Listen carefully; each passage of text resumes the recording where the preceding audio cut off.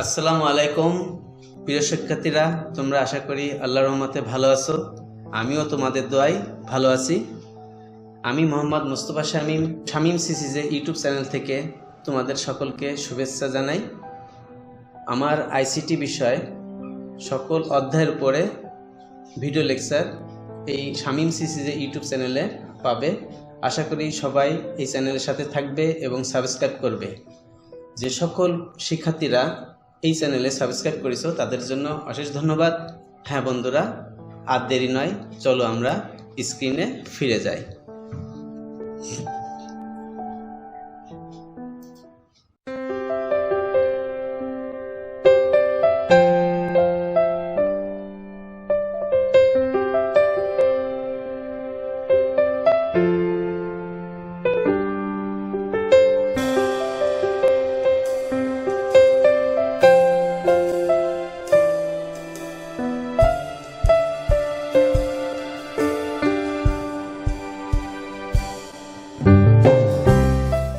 আজকে আমাদের পাঠ সমাজে তথ্য ও যোগাযোগ প্রযুক্তির প্রভাব।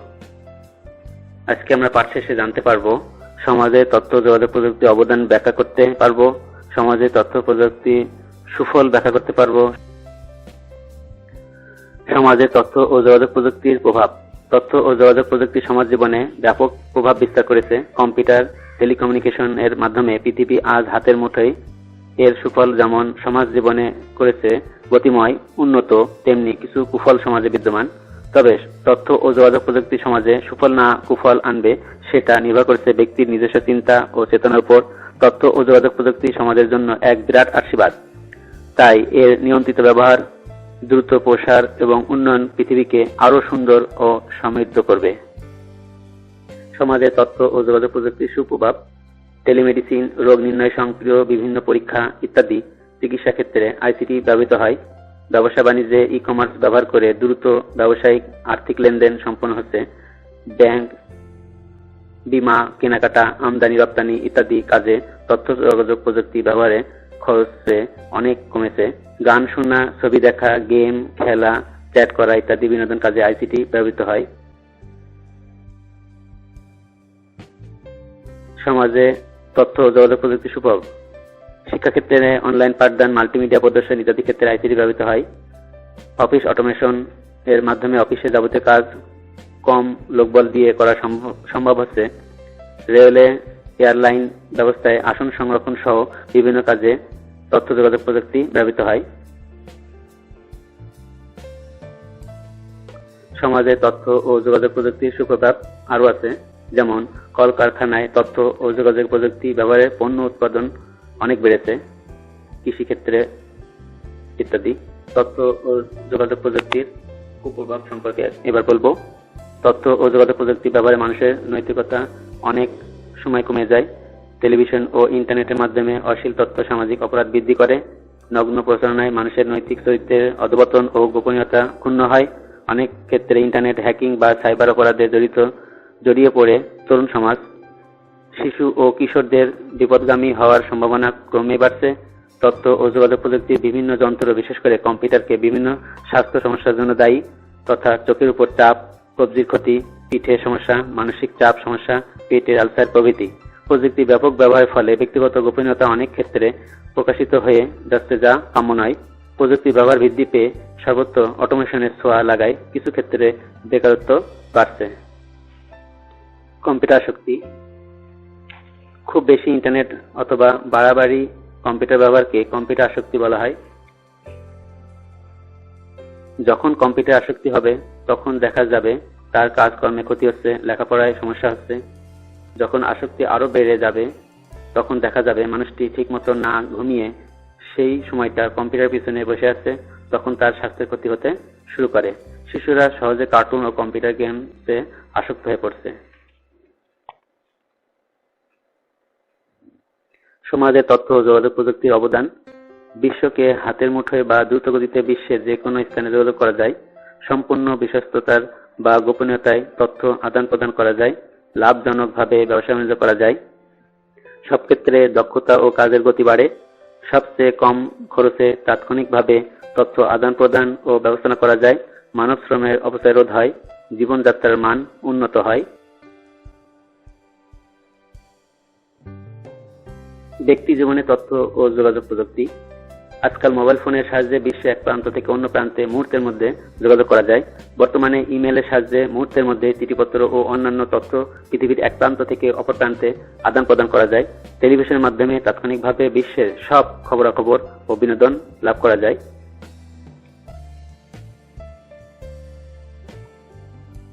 জিপিএস ব্যবহার করে যে কোনো সময় রাস্তা খোঁজ করা যায়। এটা আমাদের অপরিচিত জায়গা অর্থাৎ দূর দূরান্তে অথবা নতুন কোনো জায়গা যেতে সাহায্য করে। বিশেষ করে লোকেশন, গ্লোবাল পজিশন সিস্টেমের মাধ্যমে লোকেশন পাওয়াটা সহজ হয়ে যায়। সমাজে তথ্য ও যোগাযোগ প্রযুক্তি। এটিএম কার্ডে টাকা তোলা যায়, ক্লোজ সার্কিট ক্যামেরা নিরাপত্তা দেওয়া যায়, এসএমএস করে পরীক্ষার রেজাল্ট দেখা, ওয়াশিং মেশিনে কাপড় ধোয়া যায়।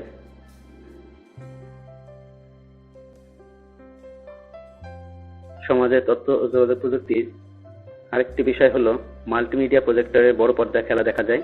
সামাজিক যোগাযোগ নেটওয়ার্কের প্রভাব। আজকাল তথ্য প্রযুক্তি জগতে নতুন এক ধরনের আসক্তি দেখা দিয়েছে, সেটার নাম হচ্ছে সামাজিক যোগাযোগ নেটওয়ার্ক। প্রধান যোগাযোগ নেটওয়ার্ক হলো ফেসবুক, টুইটার, লিঙ্কডইন, সমাজি ইত্যাদি। ফেসবুক ব্যবহার করে সারা পৃথিবীর 90 কোটি মানুষ। বাংলাদেশে প্রায় 25 থেকে 30 লাখ মানুষ ফেসবুক ব্যবহার করে এবং এর সংখ্যা বাড়ছে। অনেক মানুষ সামাজিক যোগাযোগ নেটওয়ার্ক ব্যবহার করায় তা গুরুত্বপূর্ণ। মানুষের তথ্য ছড়িয়ে দেওয়ার জন্য এই নেটওয়ার্কগুলোর কোনো তুলনা নেই। অনেক দেশে গণতন্ত্র নেই বলে সরকার জোর করে দেশটাকে শাসন করে এবং অনেক সময় এই সামাজিক নেটওয়ার্ক ব্যবহার করে সাধারণ জনগণ সংগঠিত হয় এবং রীতিমতো আন্দোলন শুরু করতে পারে। পৃথিবীর অনেক দেশে স্বৈরশাসককে আন্দোলন করে সরিয়ে দেওয়ার পিছনে এই সামাজিক নেটওয়ার্কগুলো অনেক বড় ভূমিকা রেখেছে। সামাজিক যোগাযোগ নেটওয়ার্কের প্রভাব। আমরা যখন অনেক মানুষের কাছে কোনো খবর পাঠাতে চাই তখন মুহূর্তের মধ্যে অসংখ্য মানুষের কাছে নেটওয়ার্ক ব্যবহার করে তথ্যগুলো পাঠিয়ে দেওয়া যায়। এই সামাজিক নেটওয়ার্ক ব্যবহার করে আজকাল মানুষজন একে অন্যের সাথে সম্পর্ক ও যোগাযোগ রাখে। কম বয়সীরা তথ্য প্রযুক্তিকে খুব সহজে গ্রহণ করতে পারে বলে সামাজিক নেটওয়ার্কগুলো কম বয়সীদের মাঝে খুবই জনপ্রিয়। সাধারণত এটা একটা নির্দিষ্ট বয়স না হওয়া পর্যন্ত এই নেটওয়ার্কে যোগ দেওয়া যায় না, কিন্তু তারপরেও অনেক কম বয়সীরাও নিজের সম্পর্কে ভুল তথ্য দিয়ে সামাজিক নেটওয়ার্কে যোগ দিয়ে দেয় এবং সেটা থামানোর খুব সহজ উপায় নেই। Digital divide. ডিজিটাল প্রযুক্তি যেমন তথ্য যোগাযোগ প্রযুক্তি ব্যবহারের সুযোগ সুবিধা ভোগকারী এবং এসব সুযোগ হতে বঞ্চিত কিংবা কম সুবিধা ভোগকারী লোকদের মধ্যকার ব্যবধানকে ডিজিটাল ডিভাইড বলে। অন্যভাবে ডিজিটাল ডিভাইডকে ব্যাখ্যা করলে দুটি শ্রেণীর ওই ব্যবধানকে বোঝাবে যেখানে শিক্ষা ও কারিগরি দক্ষতার পর্যায়ে ভিন্নতা দেখা যাবে। ডিজিটাল ডিভাইড বলতে কোনো কোনো ক্ষেত্রে অনগ্রসরতাকে বোঝানো যেতে পারে, যেমন লো পারফরমেন্সের কম্পিউটার, স্বল্প ব্যান্ডউইথ বা ডায়াল আপ ইন্টারনেট কানেকশনের উচ্চ মূল্য, টেকনিক্যাল অ্যাসিস্ট্যান্স সহজলভ্য না হওয়া এবং পর্যাপ্ত পরিমাণে সাইবার ক্যাফে না থাকা। ডিজিটাল ডিভাইড কমিয়ে আনার উপায়। অবকাঠামোগত উন্নতি সাধন করতে হবে। দেশের বিভিন্ন স্থানে যাতে আইসিটি সুবিধা বিস্তৃত করা যায় সেই লক্ষ্যে অবকাঠামোগত উন্নয়ন প্রয়োজন। কম্পিউটার ও তথ্য প্রযুক্তি পণ্য সাধারণ মানুষের ক্রয় ক্ষমতার মধ্যে নিয়ে আসতে হবে। এজন্য কম্পিউটার ও আইসিটি পণ্যের উপর থেকে সব ধরনের শুল্ক তুলে নেওয়া দরকার। তথ্য প্রযুক্তি সেবা উন্নত দেশগুলো উন্নয়নশীল দেশগুলো থেকে আউটসোর্সিং এর মাধ্যমে গ্রহণ করে। উন্নয়নশীল দেশগুলো এই সুযোগকে কর্মসংস্থান ও দরিদ্র বিমোচনের জন্য কাজে লাগাতে পারে। তথ্য প্রযুক্তি কল্যাণে নিত্য নতুন কর্মসংস্থানের সুযোগ সৃষ্টি হচ্ছে, যা উন্নয়নশীল দেশগুলোর জন্য এক বিশাল সুযোগ। গ্রাম ও শহরের মধ্যে ডিজিটাল ডিভাইড ঘুচাতে মোবাইল ফোন বিশেষ ভূমিকা পালন করতে পারে। মোবাইল ফোনের মাধ্যমে বাংলাদেশের গ্রামাঞ্চলের চেহারাই বদলে দিয়েছে। অন্যান্য প্রযুক্তি সুবিধা না থাকলেও মোবাইল ফোনের ব্যবহার শহর ও গ্রামের মধ্যকার পার্থক্য অনেকটা ঘোচাতে সক্ষম।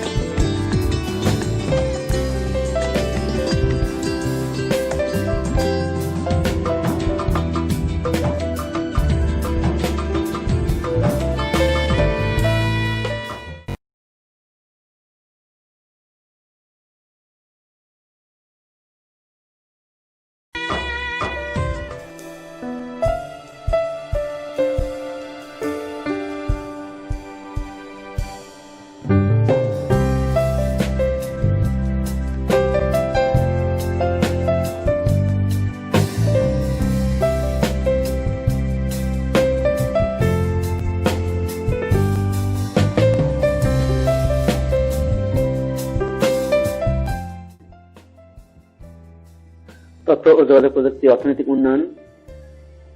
অর্থনৈতিক উন্নয়নের জন্য বর্তমান বিশ্বে তথ্য ও যোগাযোগ প্রযুক্তি ব্যবহার খুবই গুরুত্বপূর্ণ। আইসিটি পৃথিবীর বিভিন্ন দেশে নতুন নতুন বাজার ধরার জন্য উন্মুক্ত করে দিয়েছে। যে কোনো কোম্পানি বা অর্গানাইজেশন জন্য, যেমন আমেরিকার একটি কোম্পানি ওয়েবসাইটের মাধ্যমে তাদের পণ্যের সকল তথ্য লিপিবদ্ধ করতে পারে। পৃথিবীর বিভিন্ন প্রান্তে অবস্থানরত আগ্রহীরা ওই প্রোডাক্ট সম্পর্কে জানতে পারে, ছবি দেখতে, কোনো বিষয়ে আলোচনার প্রয়োজন হলে তা করতে পারে এবং এমনকি বিশ্বের বিভিন্ন স্থানে বসে পণ্য অর্ডার দেওয়া যায়। ইউএসএইড এর জরিপে দেখা যায় বিশ্বে মোট 600 কোটি মোবাইল ফোন ব্যবহার করা হয়, যার মধ্যে শুধু উন্নয়নশীল বিশ্বে 450 কোটি ব্যবহৃত হয়। উন্নয়নশীল বিশ্বে বছরে 10% মোবাইল ফোন ব্যবহার বাড়লে জিডিপি 1.2% পর্যন্ত বৃদ্ধি পেতে পারে। 41% মোবাইল ফোন ব্যবহারকারী নিজেদের পেশাগত সুযোগ ও উপার্জন বৃদ্ধির কাজে মোবাইল ব্যবহার করে। মোবাইল ফোন থাকলে 85% ব্যবহারকারী নিজেকে আরো বেশি স্বাধীন মনে করে, আর মোবাইল ফোন থাকলে 93% নারী নিজেকে বেশি নিরাপদ মনে করেন। আইন শৃঙ্খলা বজায় রাখা, স্বাস্থ্যসেবা নিশ্চিত করা, শিক্ষা বিস্তার কার্যক্রম, ব্যাংকিং সুবিধা, দুর্নীতি দমন ও গণতন্ত্র ইত্যাদি শক্তিশালী করা ইত্যাদি ক্ষেত্রে মোবাইল ফোনের গুরুত্ব আছে বলে জরিপে উল্লেখ করা হয়। উন্নয়নশীল বিশ্বের অন্তত 20 লাখ কৃষক মোবাইল ফোন ব্যবহার করে কৃষি তথ্য ও বাজার দর সম্পর্কে জানতে পারছে। কোন দেশের অর্থনৈতিক প্রবৃদ্ধি অর্জনের জন্য তথ্য ও যোগাযোগ প্রযুক্তি ব্যবহার করা হলে তা দ্রুত হয়। দক্ষিণ কোরিয়া, চীন, জাপান, মালয়েশিয়া প্রভৃতি দেশ বিভিন্ন তথ্য ও যোগাযোগ প্রযুক্তি ব্যবহার করায় দ্রুত অর্থনৈতিক উন্নয়ন সম্ভব হয়েছে। সকল শ্রেণীর মানুষের স্থায়ী উন্নয়ন, দরিদ্র বিমোচন, কর্মসংস্থান সুযোগ ও জীবনযাত্রার মান উন্নয়নে তথ্য ও যোগাযোগ প্রযুক্তির প্রভাব দেখা যায়। ব্যবসা বাণিজ্যের প্রায় সব কাজে তথ্য ও যোগাযোগ প্রযুক্তির ব্যবহার গুরুত্বপূর্ণ হয়ে উঠেছে। ব্যাংক, বীমা, শেয়ার বাজার সহ সব আর্থিক প্রতিষ্ঠানে তথ্য ও যোগাযোগ প্রযুক্তির ব্যবহার বর্তমানে আবশ্যক। বিশ্বব্যাপী আউটসোর্সিং এর কাজ। বিশ্বব্যাপী ইন্টারনেটের মাধ্যমে বিভিন্ন প্রতিষ্ঠান বিভিন্ন ধরনের কাজ করিয়ে নেয়। নিজ প্রতিষ্ঠানের বাইরে অন্য কাউকে দিয়ে এসব কাজ করানোকে আউটসোর্সিং বলে। যারা আউটসোর্সিং এর কাজ করে দেন তাদের ফ্রিল্যান্সার বলে। ফ্রিল্যান্সার মানে স্বাধীন পেশাজীবী। যিনি কাজ করে দেন তাকে বলে বায়ার বা ক্লায়েন্ট। আউটসোর্সিং সাইটের কাজগুলো web development, software development, networking ও তথ্য ব্যবস্থা, লেখা ও অনুবাদ, প্রশাসনিক সহায়তা, ডিজাইন, মাল্টিমিডিয়া, গ্রাহক সেবা, বিক্রয়, বিপণন, ব্যবসা সেবা ইত্যাদি ক্যাটাগরিতে ভাগ করা থাকে। বাংলাদেশের অর্থনীতিতে তথ্য ও যোগাযোগ প্রযুক্তির অবদান। যেমন বাংলাদেশের অর্থনীতির অন্যতম খাত কৃষি এবং কৃষকের উন্নয়নে তথ্য যোগাযোগ প্রযুক্তি বিভিন্নভাবে সাহায্য করছে। আইসিটি মাধ্যমে কৃষি এবং গ্রামীণ অর্থনীতি উন্নয়ন সম্ভব। বিভিন্ন ধরনের টেলিভিশন ও রেডিও অনুষ্ঠান যেমন হৃদয় মাটি ও মানুষ, কৃষকের কৃষি ফসল, চাষ পদ্ধতি, বাজারজাতকরণ প্রভৃতি সম্পর্কে অনুষ্ঠান প্রচার করে কৃষকদের বিভিন্ন প্রশ্নের উত্তর দিয়ে থাকে। ইউনিয়ন তথ্য সেবা কেন্দ্র, যার মাধ্যমে গ্রামীণ জনগোষ্ঠী তাদের প্রয়োজনীয় তথ্য সেবা পেয়ে থাকে। কৃষি পণ্য সংক্রান্ত ওয়েবসাইট থেকে কৃষকরা তাদের প্রয়োজনীয় পরামর্শ পেতে পারে এবং ফসলের রোগ প্রতিরোধ পদ্ধতি, উন্নত জাত নির্বাচন ইত্যাদি সম্পর্কে তথ্য লাভ করতে পারেন। এর ফলে কৃষক অধিক ফসল উৎপন্ন করতে পারে। এর ফলে কৃষি এবং কৃষক অর্থনৈতিকভাবে লাভবান হয়। অনলাইন কৃষি বাজারও চালু হয়েছে, যার ফলে কৃষকরা সহজে বেশি দামে কৃষি পণ্য বাজারজাত করতে পারে। কৃষকরা গ্রামে থেকেই মুহূর্তের মধ্যে বড় শহরে পাইকারি বাজারে দাম জানতে পারে, ফলে কম দামে ফসল বিক্রি করতে হয় না। আজকাল কম্পিউটার প্রয়োজনে লেখালেখির কাজ এবং প্রশিক্ষণের জন্য তথ্য সেবা প্রদানের জন্য বিভিন্ন কেন্দ্র গড়ে উঠেছে।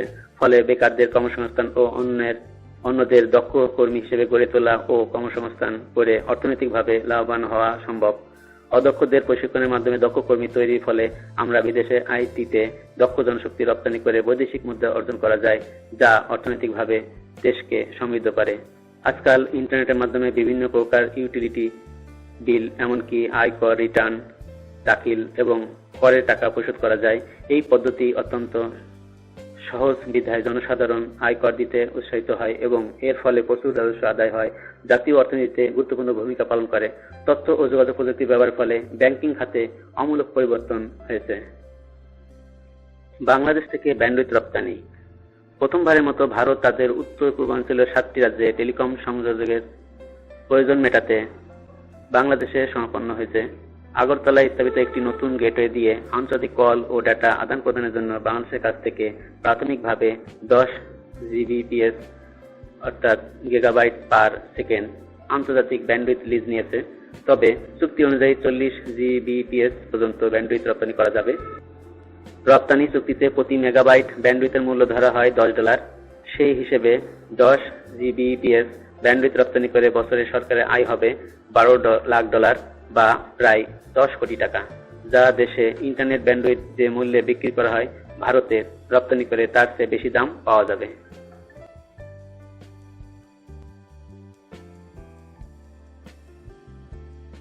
রপ্তানি বাংলাদেশ ইন্টারনেট ব্যবহারে কোনো নেতিবাচক প্রভাব ফেলবে না, কারণ বর্তমানে রাষ্ট্র মালিকানাধীন সংস্থা Bangladesh submarine cable company limited এর কাছে 200 জিবিপিএস ব্যান্ডউইথ রয়েছে। এর মধ্যে 33 জিবিপিএস ব্যান্ডউইথ ব্যবহৃত হয়, যা সর্বোচ্চ 90 জিবিপিএস পর্যন্ত হতে পারে। তাই অব্যবহৃত 110 জিবিপিএস ব্যান্ডউইথ থেকে ভারতে রপ্তানি করা হয়েছে।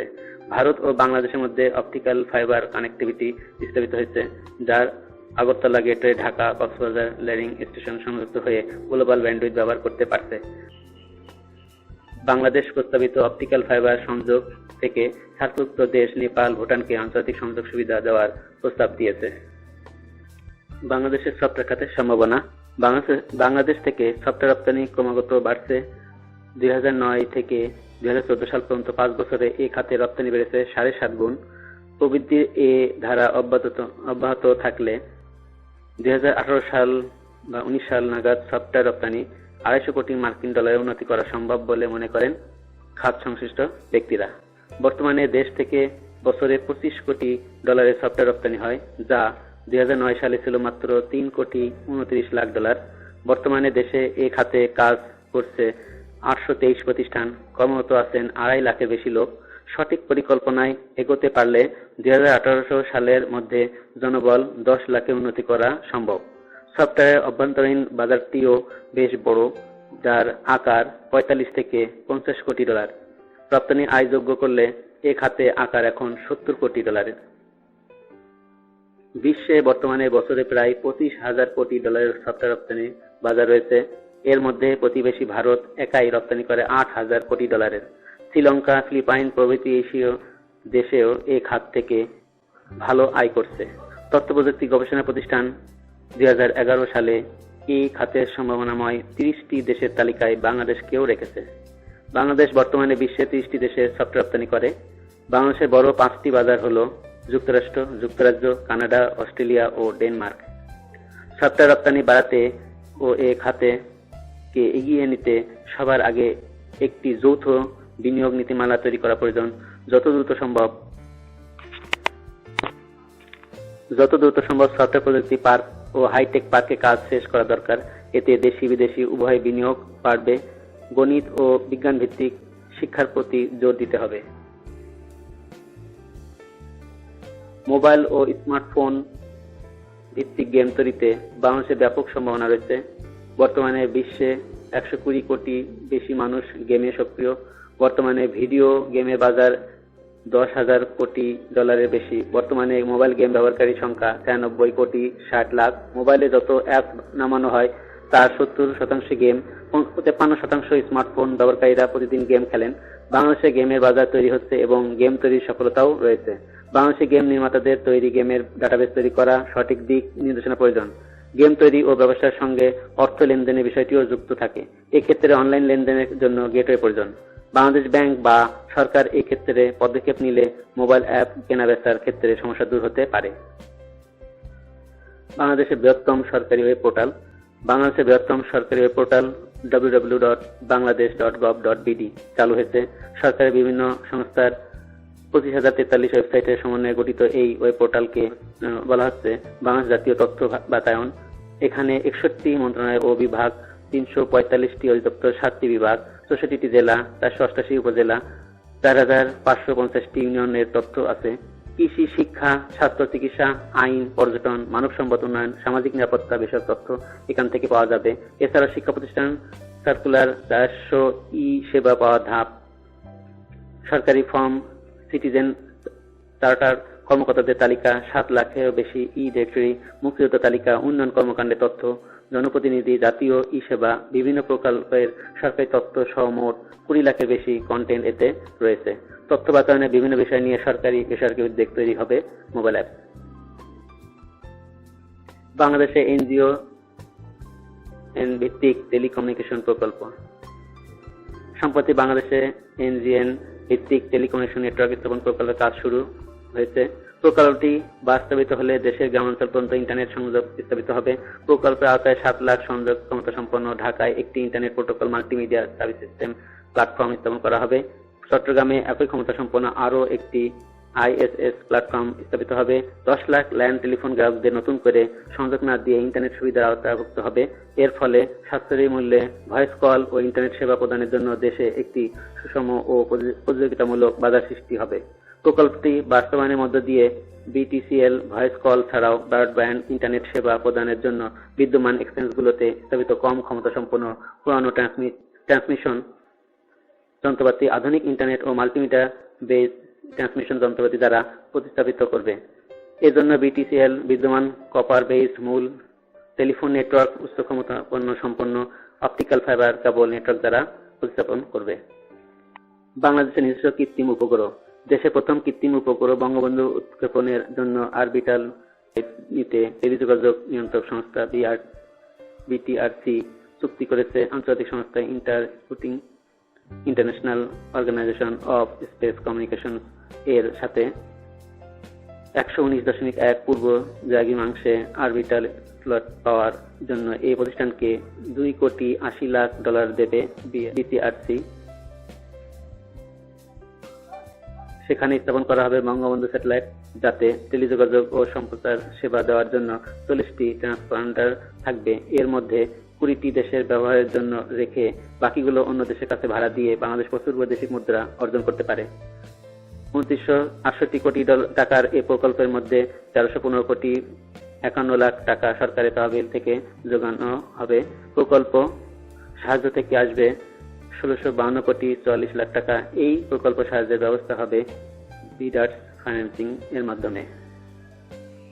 বাংলাদেশে তথ্য ও যোগাযোগ প্রযুক্তি ব্যবহারে বাধা। অবকাঠামো।